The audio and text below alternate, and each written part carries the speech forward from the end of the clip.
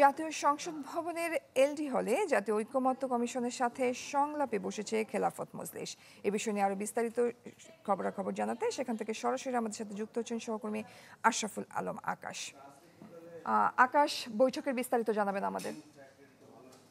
ভিশনের ফুলঝুরি mega অফারে fridge কিনলেই পাচ্ছেন 16 পিসের আকর্ষণীয় গিফট বক্স একদম ফ্রি।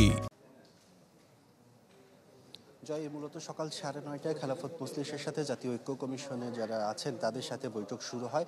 বৈঠক এখনো চলমান রয়েছে। এর মধ্যে দ্বিতীয় বৈঠকে যারা অংশগ্রহণ করবেন লেবার পার্টি, তারাও কিন্তু এখানে এসে পৌঁছেছেন। তাদের সাথে সকাল 11:30টার পরে বৈঠক শুরু হওয়ার কথা রয়েছে।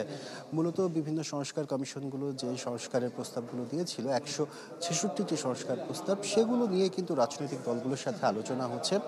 এটি বলা যায় দ্বিতীয় দিনের মতো বৈঠক। প্রথম দিন যে বৈঠকটি রাজনৈতিক দলের সাথে অনুষ্ঠিত হয়েছিল সেটি হচ্ছে এলডিপি 166টি সংস্কার প্রস্তাবের মধ্যে 120টি প্রস্তাব কিন্তু মেনে নিয়েছিল।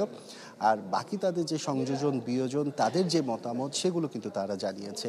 তারই ধারাবাহিকতা বলা যায় আজকে দ্বিতীয় দিন। প্রথমেই কিন্তু খেলাফত মজলিসের সাথে বৈঠক শুরু হয়েছে। এরপরে লেবার পার্টির সাথে বৈঠক শুরু হওয়ার কথা রয়েছে। কিছুক্ষণের মধ্যে আমরা আশা করছি যে খেলাফত মজলিসের যে নেতৃবৃন্দ আছেন, 7 জনের একটি প্রতিনিধি দল এই বৈঠকে অংশগ্রহণ করেছেন। তারা বের হওয়ার পর তারা এই 166টি সংস্কার প্রস্তাব থেকে আসলে কয়টি মেনে নিচ্ছেন, অথবা তাদের পক্ষ থেকে কী ধরনের প্রস্তাবনা তারা যুক্ত করছেন, সেটি আমরা আসলে কিছুক্ষণ পরেই জানতে পারবো।